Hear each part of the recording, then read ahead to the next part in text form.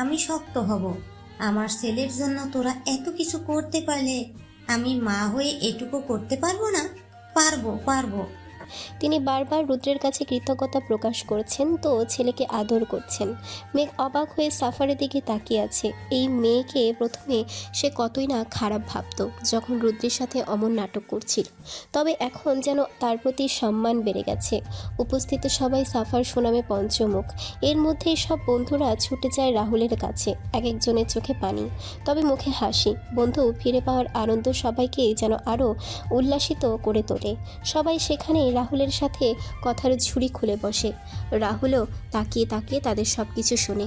বিশেষ করে যখন ফারহান আর রুদ্র একত্রে রাহুলের সামনে দাঁড়ায়, তখন সে বারবার হালকা হালকা আঙ্গুল নাড়িয়ে কিছু একটা বোঝাচ্ছিল। হয়তো সে অনেক খুশি হয়েছে, সেটাই বলেছে। রুদ্ররা সব ফ্রেন্ডরা স্টেজে উঠে ছবি তুলতেই রাহুলকে তাদের মাঝে রেখে তার চারিদিকে সবাই বসে পড়ে। ফারহান তার মোবাইলটা পিহুর কাছে দেয় ছবি তুলে দিতে। পিহু বেশ অনেকক্ষণ তাদের সবার গ্রুপ পিক তুলে দেয়। ওদিকে ওদের বন্ধুদের টুকটাক আড্ডা মাতামাতি হচ্ছে। পিহু এক সাইডে এসে বসে, সুযোগে সদ্ব্যবহার করতে বসে আর কি। ফারহানের সব কিছু চেক দিতে লাগে সে। তার মাথায় খালি একটাই চিন্তা, ওই আইডিটা একবার দেখতে, মেসেজগুলো একবার পড়তে। কি এমন মেসেজ দিয়েছিল মেয়েটি যা দেখে ফারহান তার মায়াই পড়ে গিয়েছিল। পিহু ইনবক্সে ঢুকে দেখে মেসেজের অভাব নেই। বেশিরভাগ মেয়েরা মেসেজ দিয়ে রেখেছে, যদিও রিপ্লাই দেয়নি। তবে সে কয়েকটাকে বাংলা ওয়াজ শুনিয়ে ব্লকও মেরে দিয়েছে। বেশ ধৈর্যও একদম নিচের দিকে আসে। এখন এগুলো অনেক পুরনো পুরনো মেসেজ। হঠাৎ তার চোখ আটকায় একটা আইডিতে। আরে, এটা আমার ওই ফেক আইডিটা না? ভাবতে ভাবতে কনভারসেশনে ঢুকতে শখ খেয়ে যায়। ফারহানের মেসেজের উপরে মেসেজ, যদি অনেক আগেই মেসেজ দিয়েছিল, রিসেন্ট করে মেসেজ দেয়নি। তবু এক একটা মেসেজ পড়ে সে তবদা খেয়ে বসে থাকে। তার মানে ফারহান আমার অপেক্ষায়, মানে ঘটনাটা এমন হলো আমার ক্রাশও আমার উপর ক্রাশ খেয়ে বসে আছে, অথচ আমিই জানি না। নিজেকে ইচ্ছে মতো গালি দেয় পিহু। আইডিটা যদি অফ না করতাম তাহলে আমার ভূঁইয়া সাহেবকে আরও আগেই পেয়ে যেতাম। আফসোস নিয়ে স্টেজের ফারহানের দিকে তাকায় একবার, তো একবার মোবাইলের দিকে। ফারহান রাহুলদের সাথে কথা বলতে বলতে হঠাৎ পিহুর দিকে নজর যেতেই দেখে সে আপসেট হয়ে বসে আছে। চিন্তিত হয়ে এগিয়ে আসে তার দিকে। কি হয়েছে পিহু? শরীর খারাপ লাগছে তোমার? পিহু ফারহানের কথায় তার মোবাইলের দিকে ইশারা করে। ফারহান মোবাইলের স্ক্রিনে তাকাতেই সাথে সাথে তা কেড়ে নেয়। এসব বের করেছো কেন? ডিলিট দিতে মনে ছিল না? পিহু অসহায় কণ্ঠে বলে। এইটাই ওই মেয়ে যাকে আপনি ভালোবাসতেন। ফারহান পিহুর হাত ধরে বলে। ওইটা ভালোবাসা না, ওইটা ছিল ভালো লাগা। আমি একবারও বলি নাই আমার ভালোবাসা ছিল। ভালোবাসা আর ভালো লাগার মধ্যে অনেক তফাৎ। পিহু ভ্রু কুচকে বলে। ঘুরে ফিরে তো একই হলো। উহু, মোটেও না, মোটেও এক না। ভালো লাগা হলো কারো প্রতি টান অনুভব হওয়া, যা কারো স্বভাব বা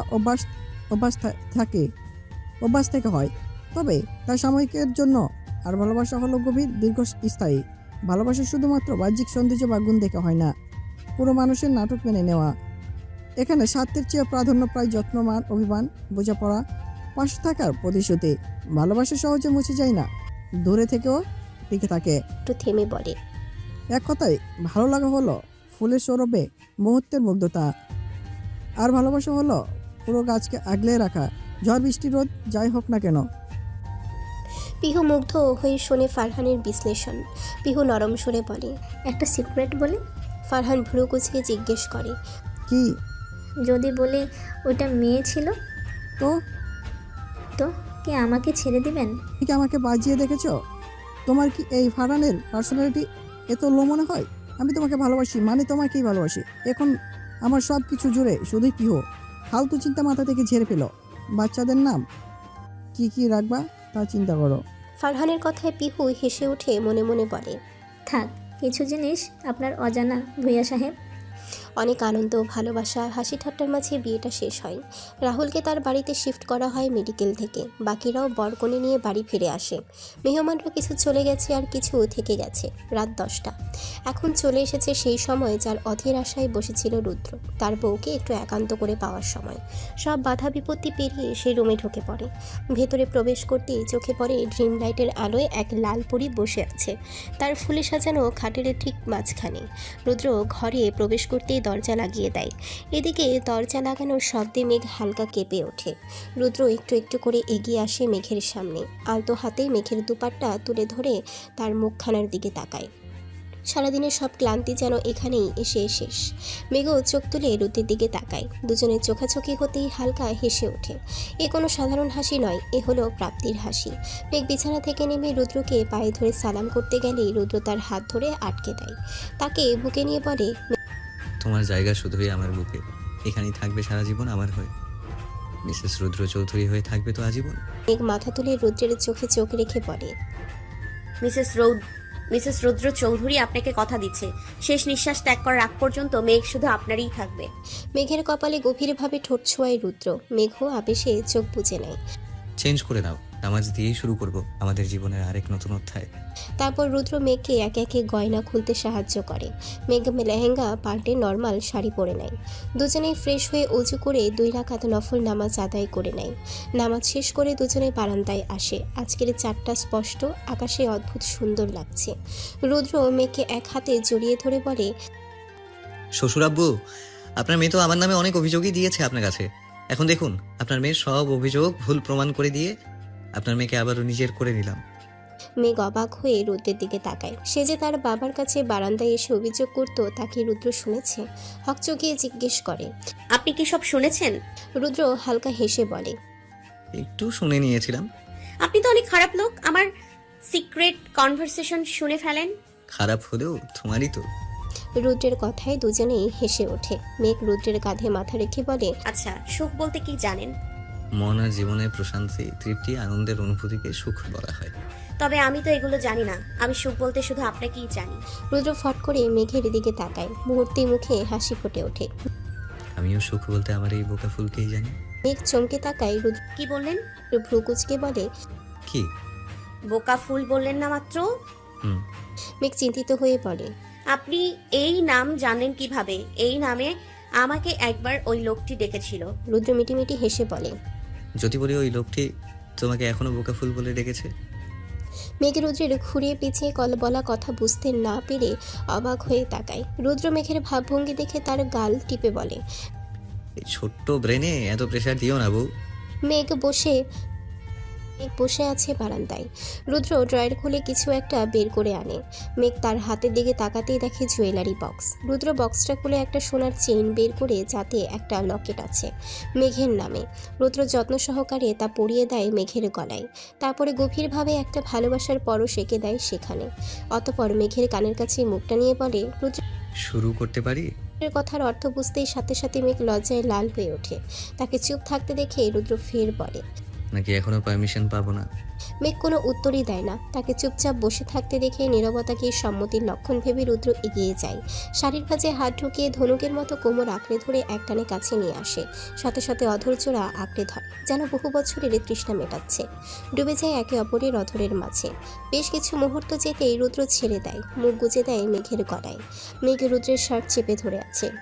রুদ্রের ছোঁয়া নিয়ন্ত্রণের বাইরে চলে যাচ্ছে। অপ্রত্যাশিত বিভিন্ন জায়গায় ছুঁয়ে দিচ্ছে। মেঘের পুরো শরীরে রুদ্রের হাত বিচরণ করছে। মেঘ নিজেকে নিয়ন্ত্রণ করতে করতে শক্ত হাতে তার চুল টেনে ধরে। এক পর্যায়ে রুদ্র মেঘের আঁচলে হাত দিতেই মেঘ ধপ করে হাত আটকে দেয়। রুদ্র তাকায় মেঘের দিকে। মেঘ ঘন ঘন শ্বাস ফেলছে। রুদ্র একটা ঠোক গেলে জিহ্বা দিয়ে ঠোঁট ভিজিয়ে হাসকি স্বরে প্রশ্ন ছড়ে, আবার কি সমস্যা বউ? মেঘ লজ্জায় এদিক ওদিক তাকাতে তাকাতে ফট করে বলে ওঠে, বাথরুম পেয়েছে। আসলে তার লজ্জা লাগছে, তবে কি বলবে না বলবে ভেবে না পেয়ে এইটাই বলে বসেছে। মেঘের কথা কানে আসতেই রুদ্র অবাক হয়ে হালকা চেঁচিয়ে ওঠে। হোয়াট?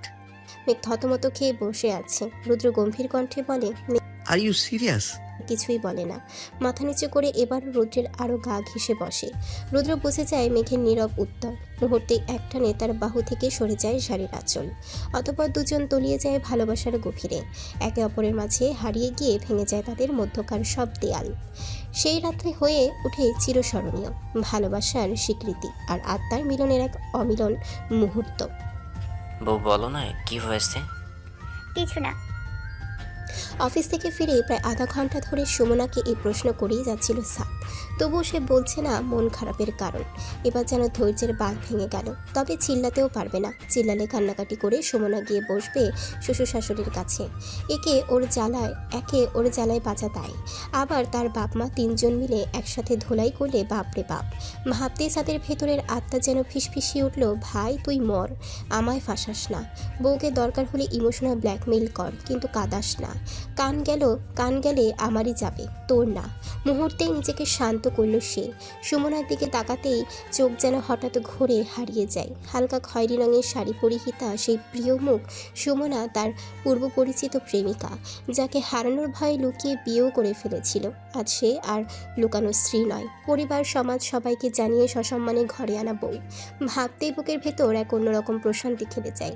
ঝগড়া ভালোবাসার এই বাঁধনে কেটে গেল 1 বছর বিয়ে। মুচকি হেসে সাদ এগিয়ে গেল। গাল ফলিয়ে বসে থাকা গুলুমুলু বউটাকে পেছন থেকে জড়িয়ে ধরে নরম পেটে টান দিল। নিজের সঙ্গে মিশিয়ে নিয়ে কানের কাছে চুমু খেয়ে বিড়বিড় করে বলল, বউ যাই করেছি সরি, তো আর করবো না। কথা শেষ হওয়ার আগেই কানের উপরে বাজ পড়ল যেন। সঙ্গে সঙ্গে সুমনা গর্জে উঠল, কি করেছো সেটাই জানো না, আবার আদি খেতে করতে এসেছো? একদম গা ঘেসে বসবে না, সরো। বেচারা সাদ রোমান্টিক মুডের আম্মাকে লাল সালাম জানিয়ে মুহূর্তেই লাফিয়ে উঠে দূরে সরে গেল। বুক চাপড়ে থুতু দিতে দিতে মুখ ফুসকে বলে ফেলল, কি খান্নাস বউ রে, জন্ম দিল শাশুড়ি, একটুর জন্য হাট। বাকি কথাটা গলাতেই আটকে গেল। সুমনার কড়া চোখ দেখে ঢোক গিলে বলদের মতো হেসে উঠল। সঙ্গে সঙ্গে আবার মন খারাপের ভান করে বলল, থাক, লাগবে না বলা, আমি তোমার কেউ না তো। সুমনা এবার তেড়ে এসে গর্জে উঠল, এই বেটা, কতবার বলেছি চিপস আনতে, আনলে না কেন? মনে ছিল না? তা থাকবে কেন? বাইরে গেলে ঘরে বউয়ের কথা মাথায় থাকে নাকি? সাদ অবাক হয়ে পিছিয়ে গেল। কবে বলেছিল সুমনা মনে পড়ছে না? এমন তো হয় না, সব সময় তো মনে রেখে আনে, নয়তো ঘরে যে ঘূর্ণিঝড় শুরু হবে তা তো জানেই। ভয়ে ভয়ে প্রশ্ন করল, মানে কখন বলেছিলে? সুমনা রাগে গলায় জবাব দিল। ভয়েসে? সাদ যেন আবুল হয়ে গেল। ভয়েসে বলছে সে, মোবাইলে অফিসিয়াল নোটিশ আছে প্রতি মিনিটে। এত কিছুর ফিরে কিভাবে খেয়াল করবে? দীর্ঘশ্বাস ফেলে সঙ্গে সঙ্গে সেও একটি ভয়েস পাঠালো, সরি বউ, ভয়েস শুনিনি, কাল থেকে ডিরেক্ট কল দিও, পাক্কা নিয়ে আসবো। এমন উত্তর দেখে সুমনার রেগে হঠাৎ ঝাঁপিয়ে পড়ল। সাদকে বিছানায় ধাক্কা মেরে চুল টেনে ধরতেই সাদ চেঁচিয়ে উঠল, আম্মু বাঁচাও, তোমার ভোলাবালা ছেলেটারে মেরে ফেলবে ডাইনি। সুমনা কটমট করে তাকালো।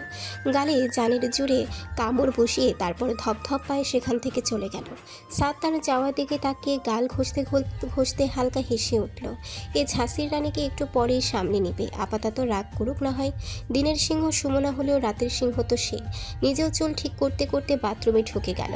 ফ্রেশ হয়ে নিচে নামলো। টেবিলে সবাই বসে আছে, গিয়ে রুদ্রের পাশে বসলো। তাহমিদেরও সাথে পড়ালেখা নিয়ে টুকটাক আলাপ চলছিল। সাদকে দেখে তাহমিদ গলা ছেড়ে বলল, সাদ ভাইয়া আজকাল কি তোমাকে বড়সড় মশা কামড় দিচ্ছে নাকি? নিজের গাল ঢাকতে ঢাকতে বলল। মশা না, রাক্ষস। এর মধ্যে মেঘা সুমনা একে একে খাবার সাজাচ্ছে টেবিলে। সিদ্দিকা চৌধুরী আর তাহেরা চৌধুরী একে অপরকে দিকে তাকিয়ে মুচকি হাসলেন, আবার ভর্তি চোখে ছেলেদের বউদের দেখছেন। মেঘ বিয়ের পর একা এসব সামলাতে চাইলেও তারা পাশে থাকতেন, তবে সুমনা আসার পর যেন দু জায়ের শক্তি বেড়ে গেছে। এখন তো শাশুড়িদের রান্নাঘরে ঢোকার পারমিশনই নেই। আমার চুল কি পেকে গেছে রে ছোট? তাহেরা বেগম হেসে উঠলেন। প্রতিদিনের এই প্রশ্নে তার অভ্যস্ত জবাব। না ভাবি, এখনো কালোই আছে। সিদ্দিকা বেগম মুচকি হেসে বললেন, মনে হয় বুড়ো হয়ে গেছি, বসে বসে খাই। পাশ থেকে মেঘ খাবার বাড়তে বাড়তে বলল, কম তো আর সংসার সামলাননি আপনারা, এবার একটু শুয়ে বসেই খাবেন। সুমনাও তাল মিলিয়ে বলল, হ্যাঁ হ্যাঁ, আমাদেরও শ্বশুর শাশুড়ির সেবা করার সুযোগ দিন। নাকি আমরা বেশি সোয়াব কামাচ্ছি দেখে আপনার জ্বলছে? কথায় মুহূর্তে হাসির রোল উঠল। তাহমিদ পাশ থেকে পিঞ্চ মেরে বলল, ভাবি আমাকে একটু সব ফিক্কা মারিয়া দিও। সুমনা কোমরে হাত দিয়ে একটু কুচকে বলল, সরকারি নাকি? তবে ঘোষ হিসেবে কিছু মিছু দিলে দিতে পারি। সবাই মিটিমিটি হাসছে। কথোপকথনের মাঝে রুদ্রের দাদির মুখে ফুটল সুখময় হাসি। পরিবার যেন পরিপূর্ণ হয়ে উঠেছে। 2 মেয়ে গেছে, আবার 2 মেয়ে এসেছে, সুখের শেষ নেই। হাসি ঠাট্টায় মুখর পরিবেশ। প্রাপ্তির নিঃশ্বাস ফেলে তিনি বললেন, আল্লাহ যেন এই পরিবারের বন্ধন এভাবেই অটুট রাখেন। এখন শুধু তাহমিদ দাদুর ভাইটাকে সুখে দেখলে মূল্য শান্তি পাবো। কথায় পাশ থেকে তাহমিদে দাদির গাল টেনে দিয়ে দুষ্টুমিতে বলল, বুড়ি, আমার মেয়ের জন্মদিনে তোমাকে আর আমার মেয়েকে একই রকম পুতুল সাজাবো। তার আগে কোথাও যেতে দিচ্ছি না, বুঝলে? তিনি হেসে ফেললেন। কারো হায়াত মৌতের কথা বলা যায় না রে দাদু ভাই, আর কখন কি হয় আল্লাহ ছাড়া কেউ জানে না। রুদ্র কপাট রাগে বলল, বুড়ি আবার শুরু করলে? বলিনি এসব কথা মুখে না আনতে? আমাদের সাথে থাকতে ভালো লাগে না? চলে যেতে চাওয়া বারবার? সাত পাশ থেকে টিটকারি মেরে বলল, আমি কি মিস করছো বুঝি? দেখো, এক জোয়ান দাদা দেখে তোমাকে আবার বিয়ে করিয়ে দিব, তখন আর কোথাও যেতে চাইবে না। নাতিদের কথায় তিনি হেসেই যাচ্ছিলেন। পিহু আর সামিয়াকে খুব মনে পড়ছিল তার। থাকলে তারাও এখন মেতে উঠতো এই হাসি ঠাট্টায়। হেসে বললেন, হয়েছে, যাচ্ছি না কোথাও তোদের ছেড়ে। শোন রে সামিয়া, পিহুর জন্য মনটা ভীষণ টানছে। কাল জামাই সহ ডেকে আনিস, কদিন থাকুক এখানে। নামুল চৌধুরী সায় দিলেন। আমিও তাই ভাবছিলাম, অনেকদিন হলো আসেনি, আজকেই কল দেব। এশাদুল চৌধুরী উঠে বললেন, আচ্ছা এবার মেঘ সুমনা বসো মা, এখানেই সবাই আছে, আমরা নিজেরাই নিয়ে খেতে পারবো। এখন একটু ছেলে মেয়েদের নিয়ে শান্তিতে খেতে দাও, বসো বসো। মুচকি হেসে মেঘ সুমনা বসে পড়ল টেবিলে। এভাবেই হাসি আনন্দের সঙ্গে শেষ হলো রাতের খাওয়া দাওয়া। চৌধুরী বাড়ি এখন আগের চেয়েও আরও প্রাণবন্ত। বাচ্চা না থাকলেও সুমনার দুষ্টুমিতেই বাড়ি মাতিয়ে রাখে, সঙ্গে তাহমিদের সঙ্গ। মেঘের সবার জন্য ঢাল হয়ে থাকা, ভাইদের একজোট হয়ে সংসার সামলানো, সব মিলিয়ে যেন ঘরের কর্তাদের আসলে ছুটি দিয়েছে তারা। খাওয়া দাওয়া শেষ করে মেঘ সবে মাত্র রুমে প্রবেশ করেছে। ঢুকতেই রুদ্রের গম্ভীর চেহারাটা চোখে পড়ে। সকাল থেকেই রেগে আছে রুদ্র। তার একটাই কারণ, 2 দিন ধরে শরীরটা খারাপ দিচ্ছে, অথচ মেঘ কিছুতেই ডাক্তারের কাছে যেতে রাজি হচ্ছে না। মুহূর্তেই মেঘের ঠোঁটে হাসি ফুটে ওঠে। দরজা লাগিয়ে ধীরে ধীরে এগিয়ে যায় রুদ্রের দিকে। তবে রুদ্র যেন তাকে দেখেও না দেখার ভান করে ল্যাপটপে কাজ করতে ব্যস্ত। মেঘ মুচকি হেসে আলমারি থেকে একটা রানী গোলাপি শাড়ি বের করে। সেটাই রুদ্র কদিন আগে তার জন্য এনেছিল। পরার সুযোগ হয়নি, আজ তাই নিজেই বাথরুমে ঢুকে যায়। সুন্দর করে শাড়িটা পরে বেরিয়ে আসে। ড্রেসিং টেবিলের সামনে দাঁড়িয়ে চুল আঁচড়ে গুছিয়ে নিয়ে নেয় নিজেকে। অতঃপর একটা ছোট ব্যাগ হাতে নিয়ে দাঁড়ায় রুদ্রের ঠিক সামনে। তবু রুদ্র তার দিকে তাকায় না। মেঘ সেটা দেখে ল্যাপটপ আলতো করে রুদ্রের উড়ু থেকে সরিয়ে নিজে বসে পড়ে তার কোলে। গলা জড়িয়ে ধরে রুদ্রের চোখে চোখ রাখে, নরম কণ্ঠে বলে, রুদ্র এমন করছেন কেন? আপনার এমন চুপচাপ থাকা ভালো লাগছে না আমার।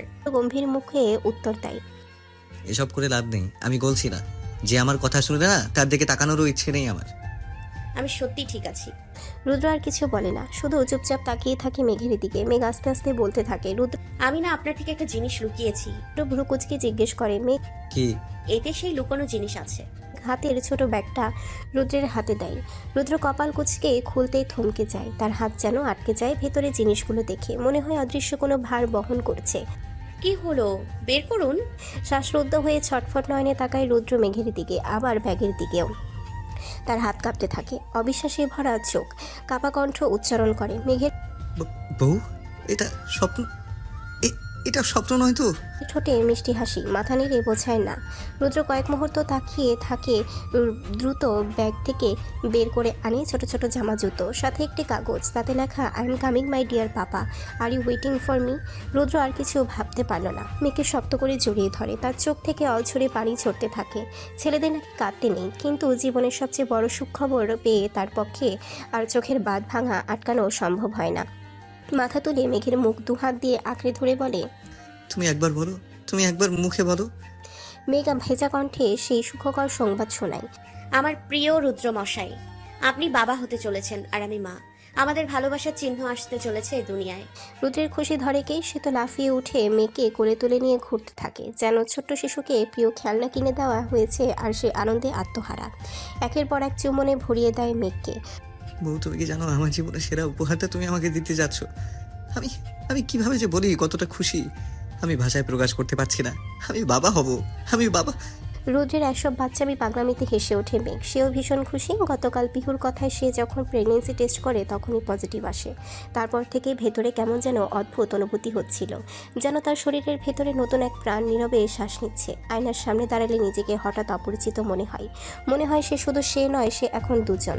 চোখের কোণে আনন্দাশ্রু জমে ওঠে, বুকের ভেতরে শিহরণ বয়ে যায়। মনে হয় শরীরের প্রতিটা ধমনীতে যেন বাজছে এক অদ্ভুত সুর, মায়ের প্রথম গান, সন্তানের প্রথম আশ্রয়। হঠাৎ রুদ্র থেমে যায়, তাড়াতাড়ি মেয়েকে বিছানায় বসে রাগ ভরা স্বরে বলে, শিট, স্টুপিড আমি।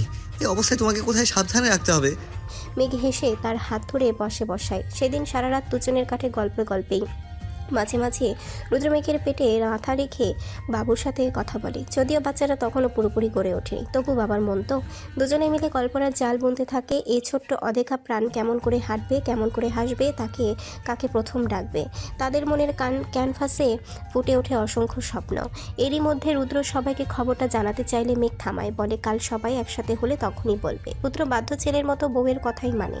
মেঘকে বুকে টেনে নিয়ে ফিসফিস করে বলে, এখন মনে হচ্ছে শুধু তোমাকে নয়, তোমার সাথে বাবুকেও বুকে নিয়ে আছি। আল্লাহর কাছে কোটি কোটি শুকরিয়া এত সুন্দর একটা অনুভূতি দেওয়ার জন্য। পরক্ষণে আবার রুদ্রের হাসি মিলিয়ে যায়। তবে সামনের দিনগুলোর জন্য ভীষণ ভয় হচ্ছে। ভয়ের কি আছে? রুদ্র মেঘকে শান্ত করে জড়িয়ে ধরে মনমরা স্বরে বলে, বাচ্চা জন্ম দেয়া কি এত সহজ? এই 9টা মাস তোমাকে কত কষ্ট করতে হবে, এই ভেবেই ভয় হচ্ছে। মেঘ হেসে বলে, এই কষ্ট কিছুই না, প্রত্যেকটা মা হওয়ার পেছনে এই দিনগুলো থাকেই। কথায় আছে না, কষ্ট করলে কেষ্ট মেলে। আপনি শুধু আমার পাশে থাকবেন, তাহলেই হবে। মেঘের মুখের দিকে গভীর দৃষ্টিতে তাকিয়ে আছে। চোখের সামনে ভেসে উঠছে সেই প্রথম দিনের দৃশ্য। বেবি পিঙ্ক রঙের চুড়িদার পরা সেই ভীত স্বতন্ত্র হিচকি তোলা মেয়েটি ড্যাব ড্যাব চোখে চোখ মেলে ভয় নিয়ে তাকিয়েছিল ঠিক রুদ্রের দিকে। সে অপরিচিতা আজ তার সন্তানের মা হতে চলেছে। সময় কত দ্রুত বয়ে যাচ্ছে। আবারও মেঘের সমগ্র মুখমণ্ডল চুম্বনে ভরিয়ে দিল রুদ্র। পরম স্নেহে তার চুল আঙ্গুলে বুলিয়ে দিতে দিতে মৃদুস্বরে বলল, মেঘ ভালোবাসি বউ, ভীষণ ভালোবাসি আমার রোদেলার আম্মুকে। মুচকি হেসে উত্তর দিল, রোদেলা যদি ছেলে হয় তাহলে শেহরোজের আম্মু। মেঘ কপাল কুচকে বলল, না, রুদ্রান রাখবো। তাহলে শেহরোজ চৌধুরী রুদ্রান, আর মেয়ে হলে রোদেলা চৌধুরী মেহু। সে রাত দুজনের জীবন পরিণত হয় ভীষণ আনন্দের এক অবিস্ময়কর রাতে। অন্যদিকে ভুইয়া বাড়িতে পিহু কোমরে ওড়না বেঁধে রান্নায় ব্যস্ত। ফারহানের মা একটু পরপর উকিঝুঁকি দিচ্ছেন, তবে পিহু তাকে রান্নাঘরে আসতে কড়া মানা করেছে। এমনিতেই শরীর খারাপ, তার উপরে আগুনের তাপে আরও অসুস্থ হয়ে পড়তে পারেন। ফারহান সবেমাত্র বাসায় ফিরল। মাকে এভাবে দাঁড়িয়ে উকি দিতে দেখে কপাল কুঁচকে এগিয়ে এলো। ছেলের কি ব্যাপার আম্মু, ভেতরে কে এভাবে দাঁড়িয়ে কি দেখছো? কণ্ঠে শুনে মা ঘুরে তাকালেন। চোখ মুখ ছোট করে মৃদু অভিমানী সুরে বললেন, ফারহান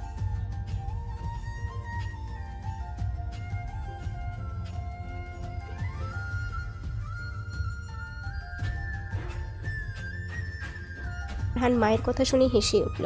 বেশ বুঝতে পারছে পিহুর কথাই তিনি বলেছেন। কাছে টেনে এনে সোফায় বসিয়ে দিল। ঠিকই তো করেছে, তুমি অসুস্থ, একটু রেস্ট তো নাও।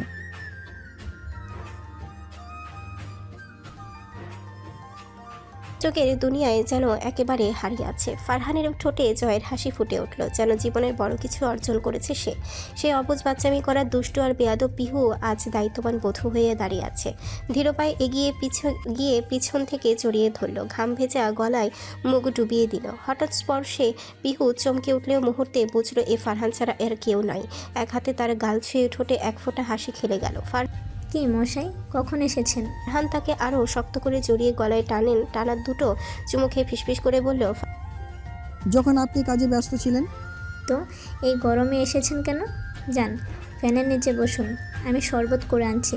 ফারহান তার গলায় হালকা কামড় দিয়ে সোজা হয়ে দাঁড়ালো। তার দরকার নেই। বলতে বলতে তার হাত থেকে চাকু কেড়ে নিয়ে নিজেই সবজি কাটা শুরু করলো। পিহু বিস্ময়ে কয়েক সেকেন্ড তাকিয়ে থাকলো, সঙ্গে সঙ্গে ছুরি ছিনিয়ে নিতে হাত বাড়ালো। কি করছেন? দেন আমাকে, আমি করে নিই। ও, আমি কাটাতে পারবো না। আরে সারাদিন পরে এসে এসব কি লাগিয়েছেন? একটু রেস্ট নিন না। রান্না প্রায় শেষ, শুধু সবজিটা বাকি। আমি করে নেব। কিন্তু ফারহান নাছর বান্দা, সাহায্য করবে মানে করবেই। অবশেষে পিহু আর আটকায়নি, সে কেটে যাচ্ছে আর পিহু রান্নায় মন দিয়েছে। মাঝে মধ্যে আর চোখে ফারহানকে দেখছে পিহু। রাগচাটা গম্ভীর যে মানুষ একসময় তাকে অগ্রাহ্য করত, আজ সেই মানুষ তার জন্য রান্নাঘরে দাঁড়িয়ে কাজ করছে।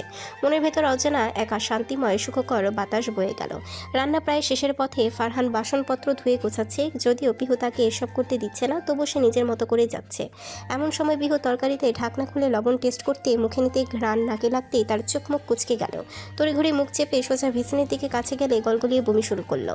হতবম্ব হয়ে ফারহান ছুটে এলো। এই পিহু, কি হলো তোমার? মাত্রই তো ঠিক ছিলে। বমি থেমেছে কিন্তু শরীর দুর্বল হয়ে পড়েছে। ফারহানের বুকে হেলে বলল, বুঝতে পারছি না, ঠিকই তো ছিলাম। তরকারির গ্রান আসতেই যেন সব গুলিয়ে উঠলো। ফারহান আর দেরি না করে তাকে কোলে তুলে সরাসরি রুমে নিয়ে গিয়ে বিছানায় শুয়ে দিল। চুপচাপ রেস্ট নাও। কিন্তু রান্না? তা আমি শেষ করেছি। এই গরমে এতক্ষণ দাঁড়িয়েছিলে বলে এমন হলো। তারপর রান্নাঘরে ফিরে বাকি কাজ কোনো রকমে গুছিয়ে শেষ করলো। খাবার নিয়ে এসে নিজ হাতে পিহুকে খাওয়াতে লাগলো। পিহু নীরবে তাকিয়ে আছে তার প্রিয় মানুষটার দিকে। কেন এত ভালোবাসে সে তাকে? প্রশ্ন করে মনে মনে নিজেকেই উত্তর দিল, এই যে এতটা যত্ন রাখে, ছোট বাচ্চার মতো আগলে রাখে, এই ছোট ছোট কারণেই তো ভালোবাসা দিন দিন আরও বেড়ে চলেছে। কিন্তু খাওয়ার মাঝে পিহুর আবারও বমি করে। ফারহান ভীষণ চিন্তিত হয়ে পড়ল। এই বউ, এখনই ডাক্তার কাছে যাই চলো। আরে না, রাত অনেক হয়েছে, হয়তো ফুড পয়জন হয়েছে, ঠিক হয়ে যাবে। কিন্তু কোনো কিন্তু না, আগে আপনি খেয়ে নিন, আমি বিশ্রাম নিলে ঠিক হয়ে যাবে। ফারহান আর কিছু বলল না। খাওয়া শেষ করে হাত ধুয়ে শুয়ে পড়ল পিহুর পাশে, নিজের বুকের কাছে টেনে নিল শক্ত করে। পিহু আবেশে জড়িয়ে ধরল তাকে। এখানেই যেন সব সুখ আর শান্তি মিলিয়ে মিশে একাকার। ফারহান পরপর কয়েকবার ঠোঁট ছোঁয়ালে তার কপালে। তুমি বড্ড অবাধ্য বউ। পিহু হেসে উত্তর দিল। আর আপনারই তো। শক্ত করে জড়িয়ে অধিকারী কণ্ঠে ফারহান বলল, একটু তুমি শুধু আমার, একান্তই আমার। থেমে পিহুর কানে ঠোঁট ছুঁয়ে ফিসফিস করে বলল, তুমি আমার বেয়াদব বউ, আমার অবাধ্য নারী, আমার অর্ধাঙ্গিনী, আমার ভালোবাসা, আমার বর্তমান, আমার ভবিষ্যৎ, আমার জীবন, আমার সব। পিহুর ঠোঁটে ফুটল যুদ্ধজয়ের হাসি। নতুন কিছু নয়, ফারহান প্রায় এভাবে বাচ্চামি করে। তবে পিহুর ভীষণ ভালো লাগে এসব। আজও তাকে সেই প্রথম দিনের মতোই ভালোবাসে ফারহান, একটুও বদলায়নি। পিহু তার ভাবনায় ডুবে আছে। হঠাৎ ফারহান খোঁচা দিয়ে বলল, মনে আছে ইমরান হাস? চোখ বড় করে তাকিয়ে মুখে হাত চাপা দিয়ে থামিয়ে দিল। লজ্জায় মুখ লুকিয়ে ফেললো ফারহানের বুকে। আজও সেই দিনের কথা মনে পড়লে শিউরে ওঠে সে। ফারহান হাসতে হাসতে বলল, তবে যাই বলো, তার জন্যই তো বিয়েটা দ্রুত হয়েছিল। পিহুর আগে চোখে তাকালেও ফারহান চুপ করে গেল। তবে ঠোঁটে মিটিমিটি হাসি লেগেই আছে। আর পিহু স্মৃতিতে ফিরে গেল সেদিনের 2 বছর আগে। মেঘ, সুমনা, রিক, পিহু ভার্সিটির ক্লাস ফাঁকি দিয়ে দাঁড়িয়ে আছে পাশে এক আম বাগানের গেটের বাইরে। তাদের বর্তমান পরিকল্পনা আম চুরি করা। গেটের কাছে পাহারায় দাঁড়িয়ে আছে এক বুড়ো লোক। ভেতরে ছোট একটি বাড়ি। সম্ভবত লোকটি সেখানেই থাকে। পিহু সবাইকে বুঝিয়ে দিচ্ছে কে কি করবে। যদিও মেঘ এসবের মধ্যে থাকতে চাচ্ছিল না, তবুও তাকে দেওয়া হলো সবচেয়ে বড় দায়িত্ব। কি? আমি নাই বাবা, মাফ কর। না না প্লিজ জানো, এমন করিস না। না আমি যাচ্ছি, থাক তোরা। ছি, এই বুঝি ফ্রেন্ডশিপ? হ্যাঁ, মানুষের ফ্রেন্ডও দেখি, আমার ফ্রেন্ডও দেখি। মানুষের ফ্রেন্ড জান দিতে রাজি, আর আমারটা সামান্য কথা শুনতে রাজি না। পিহুর কথায় মেয়ে কটমট করে তাকায়। তেরে এসে পেটে গুতা মেরে বলে, পাশ নাটক কম কর পাপির দল। থেকে রিক সুমনা অনুরোধ শুরু করে। শেষমেশ মেয়েকে রাজি হয়। এদের সাথে সে কখনোই পারে না। সবাই গিয়ে দাঁড়িয়ে পড়ে গাছের আড়ালে। মেঘ আস্তে ধীরে এগিয়ে যায় লোকটার দিকে। আসসালামু আলাইকুম দাদা। লোকটা মেঘকে দেখে কিছুক্ষণ ভ্রু কুচকে তাকায়, তারপর এগিয়ে আসে। মেঘ ওয়ালাইকুম আসসালাম, কি চাই? আমতামতা করে একবার তাদের দিকে তাকায়। তারা চোখ গরম করে ইশারা করতেই বলতে লাগে, লোকটা আমাদের 2 হাতে আঙুল কয়টা জানেন? কিছুটা অবাক হয়। এ কেমন প্রশ্ন? এমন সময় এমন প্রশ্নই বা কেন? কোনো মতলব কি ভেবে সন্দেহ ভরে জিজ্ঞেস করলো। জানি তো, 10টা। তাহলে আপনি ভুল জানেন, 10টা না 11টা। কি মাথা খারাপ নাকি? এই যে দেখো 10টা। বলে লোকটা গুনে দেখায়। তা দেখে মেয়েকে থামিয়ে নিজের এক হাতে দেখিয়ে বলল, না এভাবে না, আমার ডান হাতে কয়টা আঙুল? 5টা। এবার মেঘে সেই হাতের 4টি আঙ্গুল নামিয়ে বুড়ো আঙ্গুল তুলে রাখে, সাথে অন্য হাতের 5 আঙ্গুলও তুলে সামনে ধরে। আর এখানে কয়টা আঙ্গুল? লোকটি হিসাব করে বলল, 6টি। তো এবার যোগ করে বলুন, আমার 2 হাতে কয়টি আঙ্গুল হলো? লোকটা যোগ করে বলল, 11টা। এই কেমনে? না না, 2 হাতে তো 10টা আঙ্গুল। লোকটা কনফিউজড হয়ে যায়, বারবার গুনতে থাকে। ওদিকে ফাঁক পেয়ে পিহুর রিক সুমনা ঢুকে পড়ে। বেশ কয়েকটা আম ইতিমধ্যে পেয়ে গেছে, তবে ঝামেলা মাথায় রিক।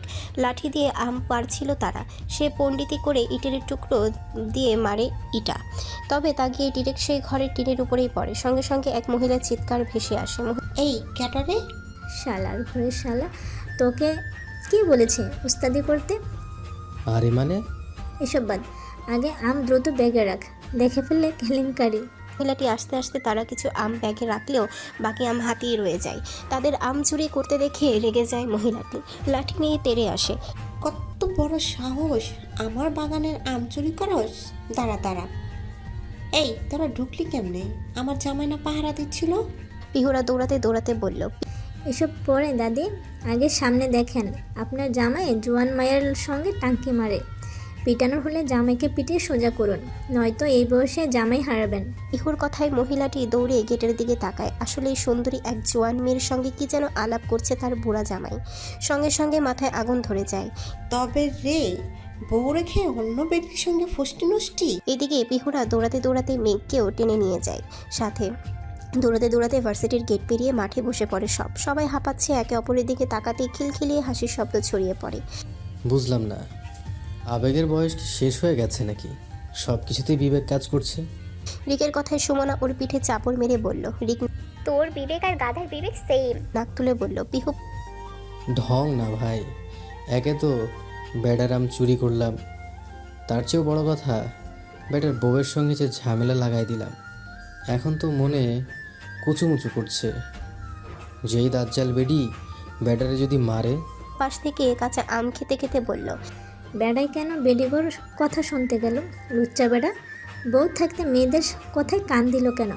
ভালো হয়েছে, খাক বউর থাতানি। মেঘ ভ্রু কুচকে এদের কাহিনী দেখছে, ফুস করে শ্বাস ছেড়ে বলল, কোন দিন যে তোদের জন্য আমি হুদাই বাস খাই। ভাই, তোরা কি ছোট বাচ্চা এখনো? এসব স্বভাব কখন ছাড়বি? তুমি মহিলা বিয়াইত্তা, তবে আমরা সিঙ্গেল, আমাদের সময়। হঠাৎ ফারহানের কথা মাথায় আসায় মেঘ পিহুকে জিজ্ঞেস করল, এসব বাদ, আগে বল ফারহান ভাইয়ের সঙ্গে ফের কি হয়েছে? কল ধরিস না কেন? ওই বেড়ার কথা বাদ দে, ব্রেকআপ করে ফেলবো, নিরামিষ বেড়া। বেচারা আমাকে মেসেজ দিয়ে তোর খোঁজ নিচ্ছে। এমন বাচ্চামি করিস না, কথা বলে নে। পিহু মুখ মুচড়ে বলল, আসছে কথা, আমার কথা শুনতে। আমি তো শুধু একটা গানই শুনতে চেয়েছিলাম। বলে আমার গলার স্বর ভালো না, আমি তাও বলেছি শুনুন, আমি হিরো আলমের গানও নির্দ্বিধায় শুনতে পারি, আপনি গিয়ে যান, সমস্যা নেই। বেয়াদব বেড়া গাইলই না, উল্টো ঘুমিয়ে গেল। এমন আনরোমান্টিক ঝাউরা বেড়ার সঙ্গে আর কথা বলবো না। কথাটুকু বলে সামনে তাকাতেই দেখে মেঘরা হাসছে। তার ভ্রু কুচকে যায়। হাসির কি আছে? সে কি জোকস বলেছে? হ্যাঁ জব, হাসছিস কেন তোরা? আমি কি জোকস বলেছি? তোমাকে দেখে হাসছে, তুমি তো আর জোকারের থেকে কম না। হঠাৎ ফারহানের গলায় পিহু চমকে উঠে পেছনে তাকায়। ফারহান ফর্মাল গেটআপে দাঁড়িয়ে কিছুটা ভোরকে জিজ্ঞেস করলো, আপনি এখানে কি করছেন? ফারহান পাত্তা না দিয়ে মেঘের উদ্দেশ্যে বলল, ভাবি, এ বিয়াদবটাকে নিয়ে যাচ্ছি, চলে আসবেন আপনারা। বলে পিহুর হাত ধরে হাঁটা শুরু করে। পিহু হাত ছাড়াতে বিলাপ শুরু করে, ছাড়েন, আমি কোথাও যাব না আপনার সঙ্গে। এই মেঘ, দেখ তোর ননদকে কিডন্যাপ করে নিয়ে যাচ্ছে, কিছু বল, আটকা। মেঘরা হাসছে তার কাণ্ডে, কিছুই বলছে না। তা দেখে পিহু ফারহানের হাত ছাড়াতে ছাড়াতে ফের বলল, ছেড়ে দে শয়তান, আপনি আমার দেহ পাবেন, মন পাবেন না। ফারহান এবার ধমকে উঠল, পিহু চুপ, বাদরামি অফ করো, নয়তো আর একটা কথা বললে কোলে তুলে নিব বিয়াদব। ওকে নিয়ে রওনা দেয় এক রেস্টুরেন্টের উদ্দেশ্যে। পৌঁছে গাড়ি থামিয়ে ফারহান পিহুর দিকে ফিরে। পিহু প্রশ্নাত্মক চোখে তাকিয়ে তার দিকে। ফারহান হুট করে পিহুর চুলের পেছনে হাত দিয়ে একটানে তাকে সামনে নিয়ে আসে। তুমি কি আমাকে জ্বালিয়ে মারতে চাইছো পিহু? তো আপনি আমার কথা শোনেন না কেন? ভাইয়া ঠিকই বলে, আপনি একটা রসকসহীন মানুষ। ফারহান ভ্রু কুচকে বলল, বাচ্চামিকে সাই না দিলে রসকসহীন হয়ে যায় মানুষ। হঠাৎ ফারহান মুখটা একদম পিহুর মুখ বরাবর নিয়ে আসে, হিসিয়ে বলে, রসকস কেমন আছে আমার ভিতরে, একটু দেখায়। পিহু চকিয়ে উঠে, কি বলে এই ছেলে? সে কিসের কথা বলছে? মোটেও ওগুলো বাচ্চামি না। আপনি কিসের কথা বলছেন? ফারহান মুখটা আরও সামনে এগিয়ে আনে, তাদের মধ্যে 1 ইঞ্চি ব্যবধান। হঠাৎ ফারহানকে এত কাছাকাছি দেখে পিহুর প্রাণ পাখি যেন উড়ে যায়। ঘন ঘন শ্বাস নিচ্ছে, চোখ তুলে তাকাতেও পারছে না বেচারি। পিহুর এই অবস্থা দেখে ফারহান মিটিমিটি হাসছে, পিহু আশপাশ করছে, ছাড়া পেতে চায়। এক পর্যায়ে ফারহান তাকে ছেড়ে শব্দ করে হেসে ওঠে। এতটুকুতেই শেষ?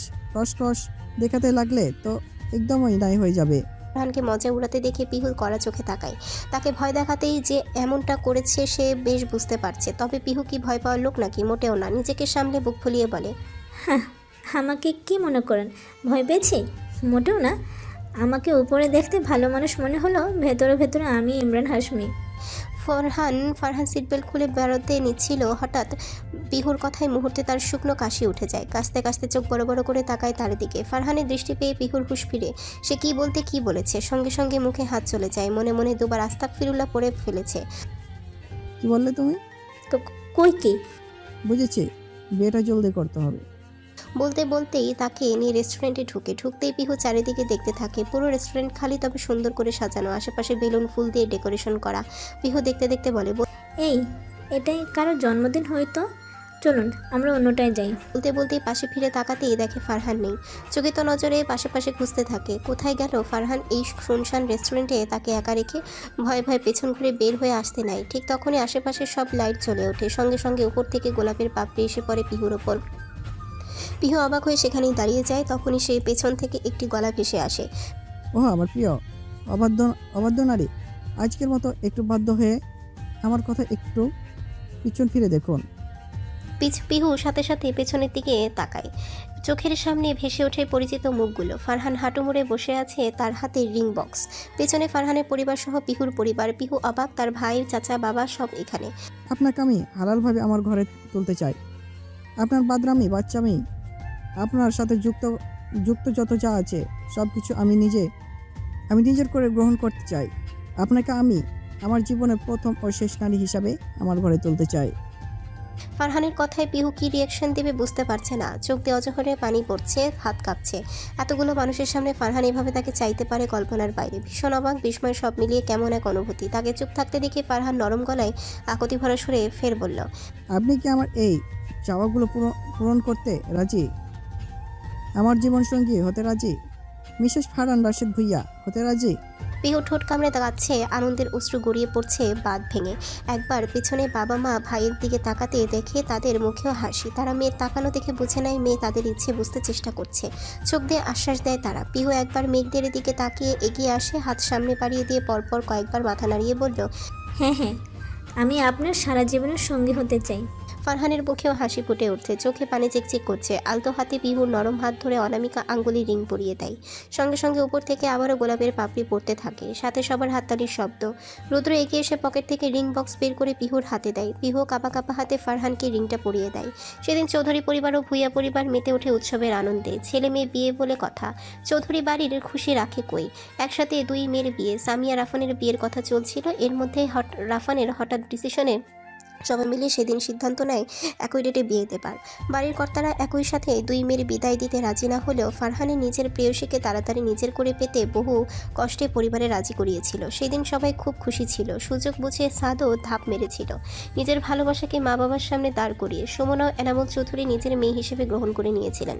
ফারহানের ডাকে কল্পনা থেকে বের হয় পিহুর মুচকি মুচকি হাসি দেখে ফারহান ভ্রুকুচকে চেয়ে বলল, কি ব্যাপার, হাসছো কেন? ফারহানের গাল টেনে বলল, হঠাৎ ও কিছু না, আগের কথা মনে পড়েছিল। ফারহান প্রশ্ন করে উঠল, পিহু আমি যে তোমাকে কতবার ফিরিয়ে দিতাম, তারপর কেন আমার কাছে ঘুরে ফিরে আসতে? তোমার কি একটু রাগ হতো না আমার উপর? হেসে উত্তর দিল, নারী হয় যত্নের পাগল, যেখানে যত্ন পায় সেখানেই থাকে। আপনি মুখে যাই বলতেন, আপনার কাজকর্মে যত্নের ছোঁয়া পেতাম, তাই রাগ অভিমান হলেও ছেড়ে যেতে পারিনি। ফারহান নির্বাক চোখে চেয়ে একটা মেয়ে তাকে এতটা ভালোবাসে ভাবতেই গা শিউরে ওঠে। পিহু আমার প্রতি কোনো রাগ আছে তোমার? মাথা তুলে তাকায়। আপনার নামে যখন প্রথম কবুল বলেছিলাম তখনই আপনার প্রতি সব অভিমান খসে পড়েছিল। দ্বিতীয় কবুলে সব রাগও ঝরে পড়েছিল। আর তৃতীয় কবুলে আপনার প্রতি ভালোবাসা, শ্রদ্ধা আরও 1000 গুণ বৃদ্ধি পেয়েছিল। ফারহান তার কপালে গভীরভাবে ভালোবাসার স্পর্শ দিয়ে বলল, ভালোবাসি জান, অনেক অনেক ভালোবাসি। আমিও আপনাকে অনেক বেশি ভালোবাসি। সেদিন রাতে পিহু আরও 2-3 বার বমি করেছিল। সকালে এরশাদুল চৌধুরী ফোন করে দাওয়াত দিতে মেয়ের অসুস্থতার খবর শুনে চিন্তিত হয়ে পড়েন। ফারহান আশ্বাস দেয় একটু পর ডাক্তার দেখিয়ে নিয়ে যাবে। তারপর পিহুকে নিয়ে নাস্তা করে বের হয় মেডিকেলের উদ্দেশ্যে। আব্বু, এই যে এই বুকে আপনার প্রতি বেলার ওষুধ আলাদা করে রাখা আছে, আপনি কিন্তু এসে চেক করে কয় বেলা খেয়েছেন।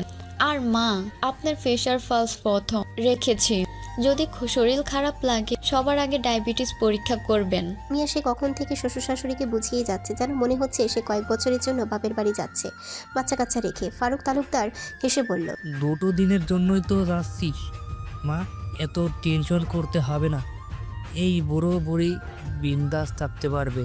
সামিয়া সব গুছিয়ে রাখতে রাখতে বলে, সামনে থেকে বারবার বলে খাওয়াতে হয় ওষুধ, না থাকলে তো ওষুধ কি জিনিস মনে থাকবে না আপনার। আসিয়া খালা, আপনি কিন্তু রান্না শেষ করে রান্নাঘর সুন্দর করে গুছিয়ে তারপর যাবেন, রুংনা যেন না থাকে। আচ্ছা মা, চিন্তা কইরো না, তুমি কেমন কাজ করতে দেখছি তো, এমনি গুছিয়ে রাখুন।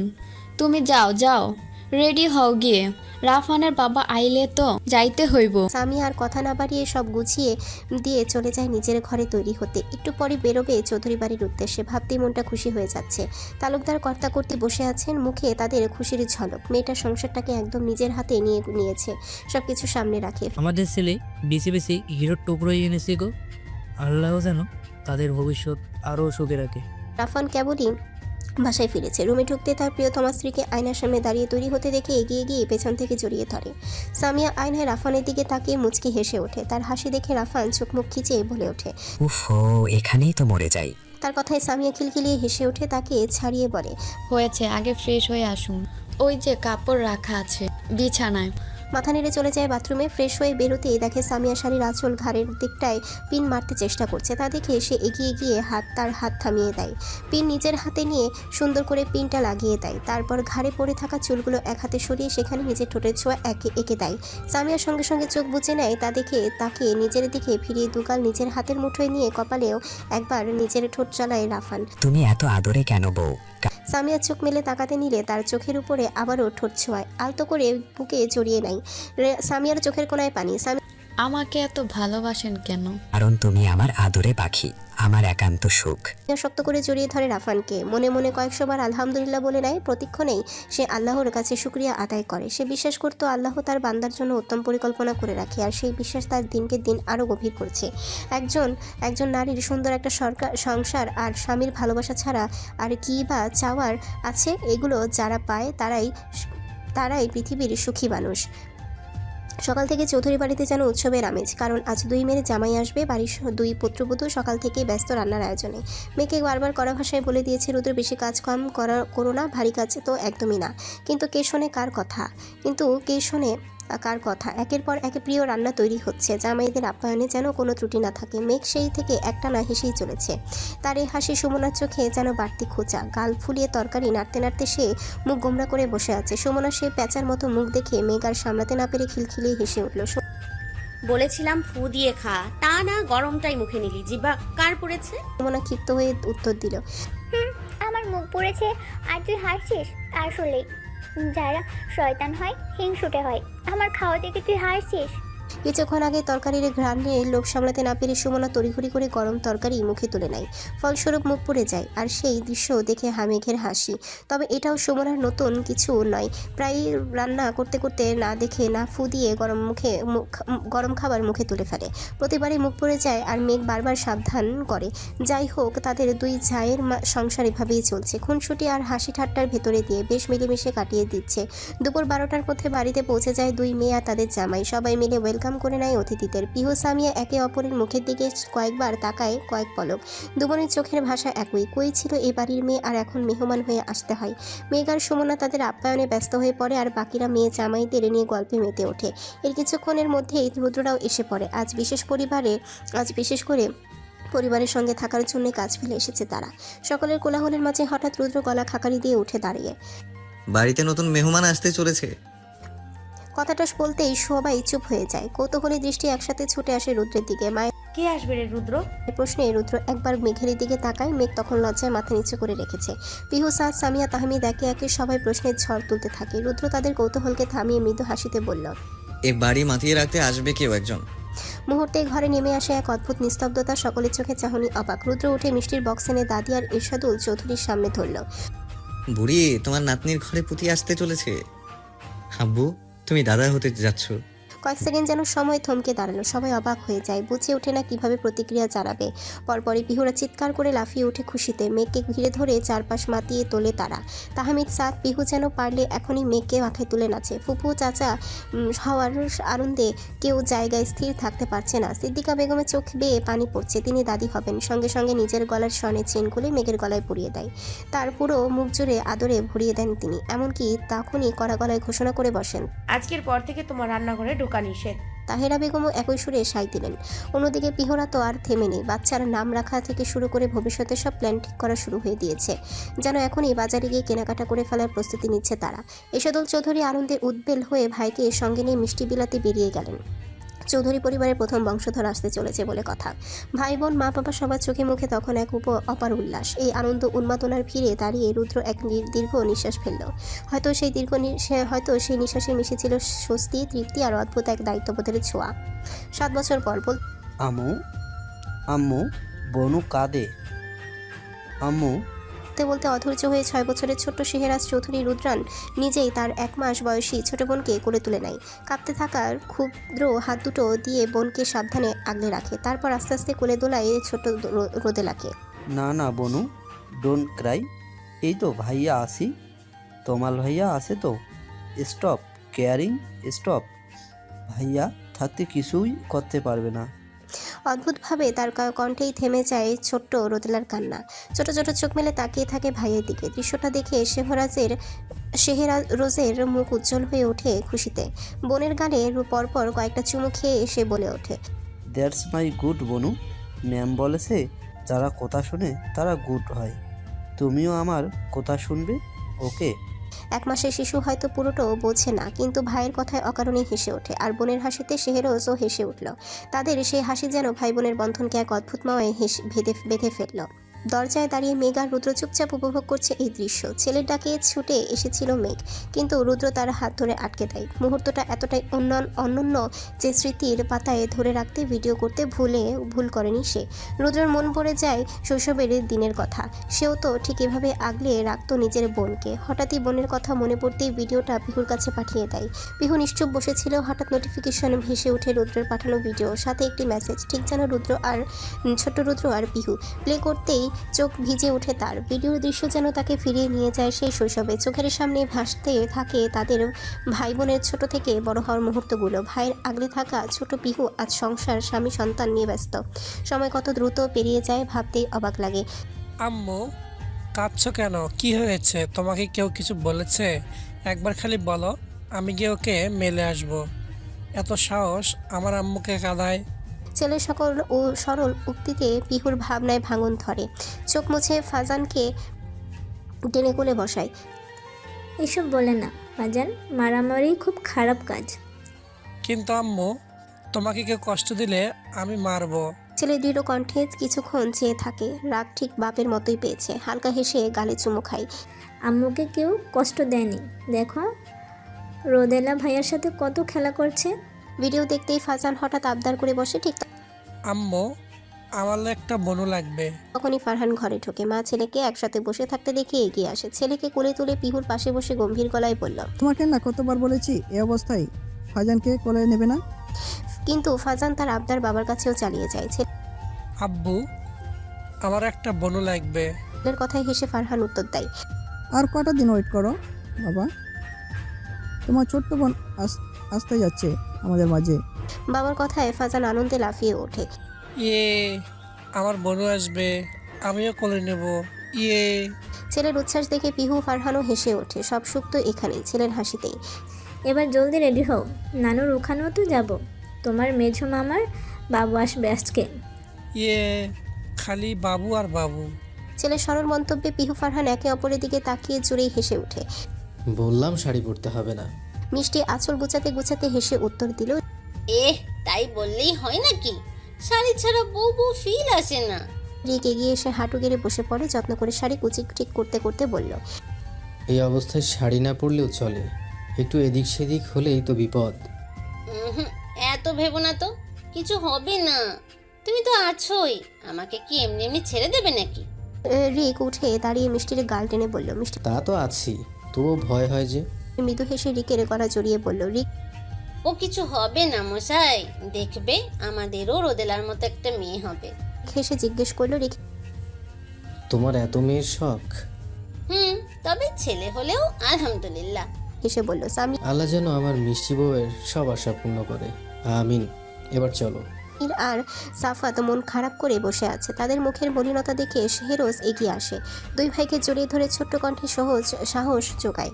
চিন্তা করিস না, আব্বু বলেছে তোমার একটা বোনও আসবে, মেজো আম্মু সুস্থ হয়ে ফিরে আসবে।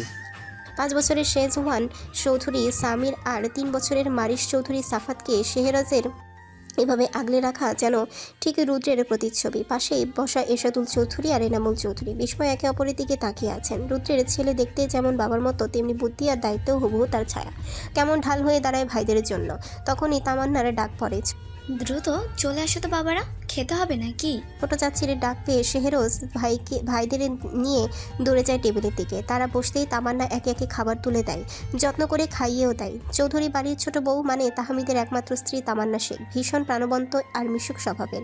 বড় যাদের অনুপস্থিতিতে সেই চেষ্টা করে সব আগলে রাখার। সাদ ভয়ার্ত মন নিয়ে দাঁড়িয়ে আছে অপারেশন থিয়েটারের সামনে। অল্প কিছুক্ষণ আগে সুমনাকে ভেতরে নিয়ে যাওয়া হয়েছে, ঠিক তখনই রুদ্র এসে উপস্থিত হয়। ভাইকে এমন মনমরা দেখে কাঁধে হাত রেখে শান্ত গলায় বলল। চিন্তা করিস না, দোয়া কর শুধু। পাশ থেকে রাহুল আর সাফা এগিয়ে আসে। রাহুল ঠাট্টার সুরে বলল, আমি একটা নিয়ে আর আগ বাড়াচ্ছি না, আর তুই কি কাণ্ড করছিস বাপ? একের পর এক ডাউনলোড দিয়ে যাচ্ছিস, 2 ছেলে এখন আবার। সাফা সঙ্গে সঙ্গে হালকা ধমক দিয়ে থামিয়ে দিল। চুপ করো তো, কি সব আজে বাজে বকছো? ছেলে সাথে আছে ভুলে গেছো?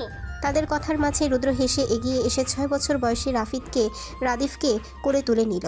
রাদিফও খুশি মনে রুদ্রের গলা জড়িয়ে ধরে। এর মাঝে সাদ রাহুলকে পিঞ্চ মেরে বলল, বড় ভাইয়ের থেকে ছোট ভাইয়ের জোর বেশি হলে তো জ্বলবেই। তাদের কথায় রাহুল কিছুটা থতমত খেয়ে যায়। সাফা চোখ কুচকে থাকে এই লাগামহীন কথোপকথন শুনে। বিরক্ত হয়ে চলে যায় তাহিরা বেগম আর সিদ্দিকা বেগমের দিকে। এরা একসাথে থাকলে যাতা বলে মুখের কোনো লিহাজ নেই। সেখানে গিয়ে দেখে সুমনার মাও বসে আছে, তাদের সাথে টুকটাক গল্পগুজবে মেতে ওঠে সে। এমন সময় রাফান এসে হাজির হলো। তার কোলে সাফিনকে দেখে সাদ এগিয়ে গিয়ে আদর করে ভাগ্নেকে কোলে তুলে নিল। রুদ্র আশেপাশে খুঁজতে খুঁজতে বলল, সাবা কোথায়? রাফান উত্তরে দিল, সাবা গাড়িতে ঘুমিয়ে পড়েছিল, মা মেয়েকে ও বাড়ি পাঠিয়ে দিয়েছে। ভালো করেছিস। কথার মধ্যে রিকো হাজির হলো মিষ্টিকে নিয়ে। বান্ধবীর বাবু হবে বলে কথা, সে নাচ এলে চলে। মিষ্টিকে দেখে সাফা ছুটে গিয়ে তাকে বসতে দিল।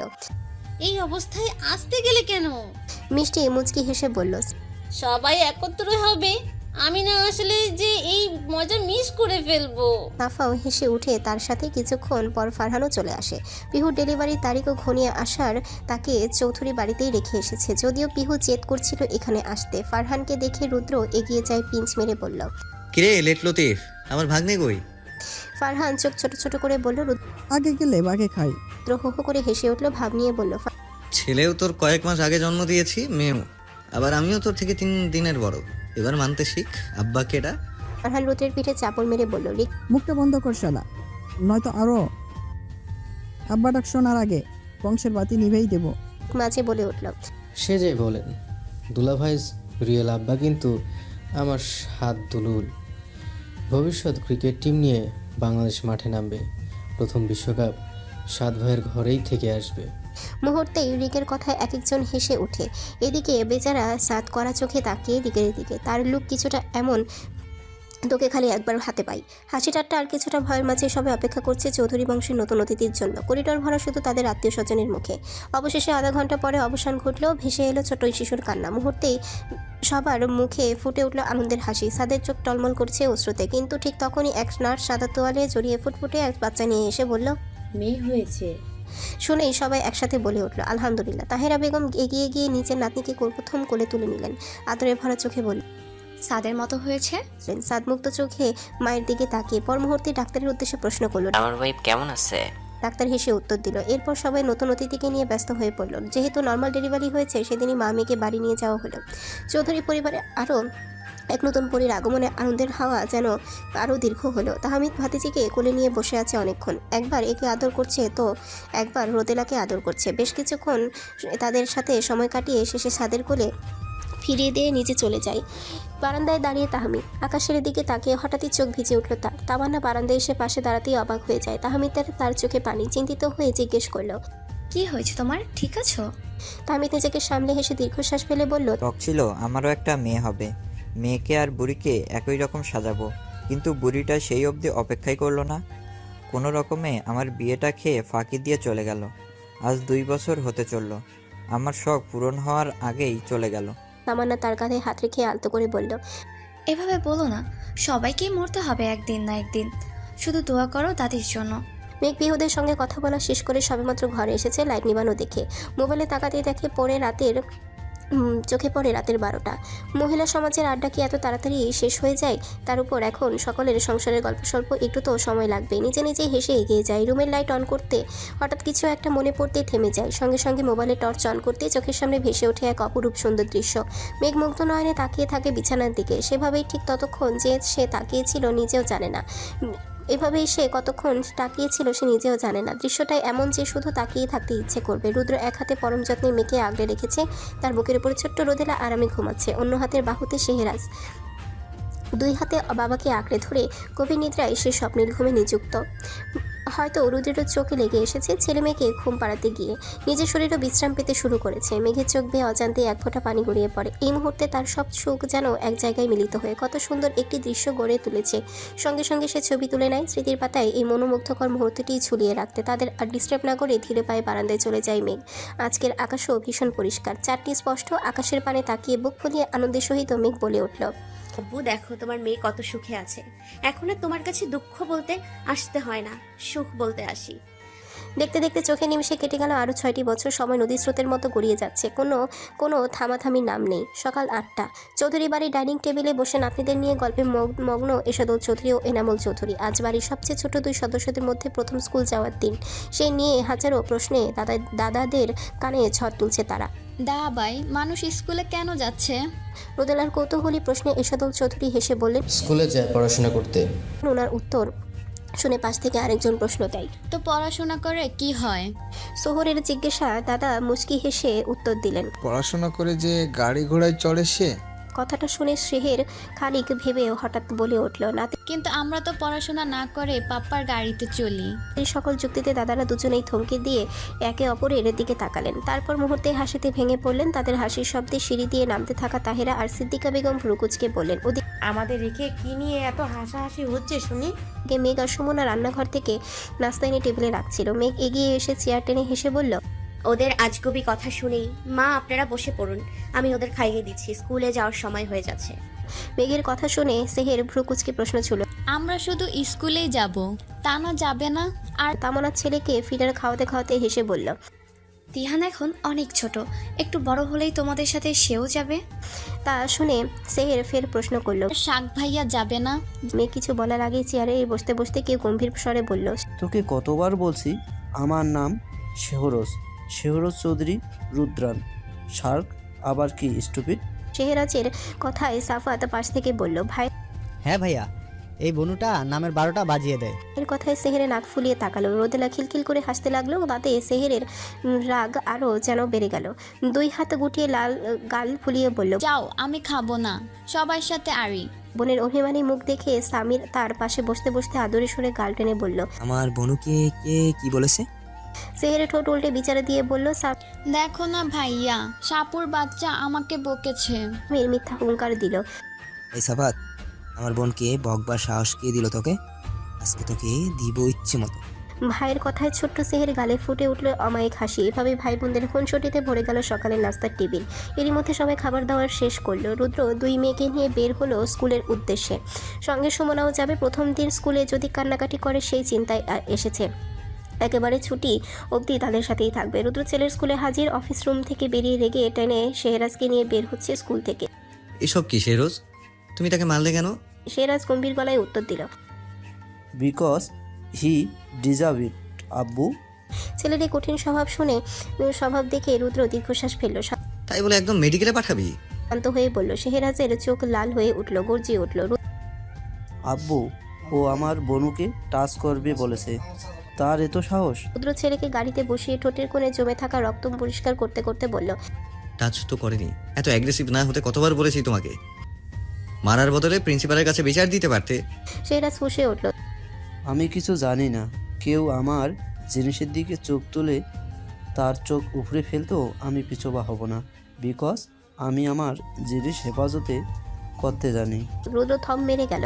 এই ছেলেটা তার থেকেও 3 গুণ জেদি হয়েছে। আর কিছু না বলে গাড়ি স্টার্ট দেয়। পথে হঠাৎ শেহরাজ গলায় স্বর চেঞ্জ করে মৃদু কণ্ঠে জিজ্ঞেস করল, আম্মুকে ম্যানেজ করবে কিভাবে?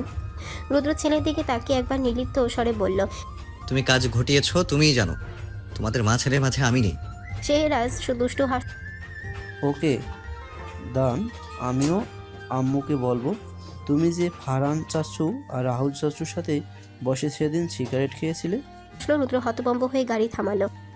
কি? তুমি দেখলে কিভাবে? যেমনই হোক দেখেছি। এখন ডিল করো, তুমি আমাকে বাঁচাবে, আমি তোমাকে বাঁচাবো। রুদ্র ছেলের দিকে চোখ রাঙিয়ে বলল। ওকে, ডিল ফাইনাল। সে ঢুকতে তাদের স্বাগত জানালো মেঘ, খুন্তি হাতে দাঁড়িয়ে, চোখের আগের ছাপ। মাকে রেখে দাঁড়িয়ে থাকতে দেখে রুদ্রের পেছনে লুকিয়ে পড়ে শেহরাজ। রুদ্র ও মিয়ে যায়। ছেলের সাথে যে স্বামীকেও ছাড়বে না সেটা ভালো করেই জানে। মেঘ রেগে বলে উঠল, আসুন আসুন গুণধর বাপ বেটা, ছেলেকে শাসন না করে মাথায় তুলেছেন না এখন। মেঘ রেগে আর কিছু বলতে যাবে এর আগেই বাপ ছেলে হাতের পেছন থেকে এক এক করে গোলাপ আর আইসক্রিম বের করে মেঘের সামনে ধরল। দুজনের মুখে এরকম স্ট্যান্ডি স্মাইল। তাদের এহেন কাণ্ডে মেঘ থেমে যায়। আস্তে আস্তে যেন রাগ গলতে শুরু করলো মেঘের। আনমনেই মুখে হাসি ফুটে উঠল। সুযোগ বুঝে শেহরাজও গিয়ে মাকে জড়িয়ে ধরল।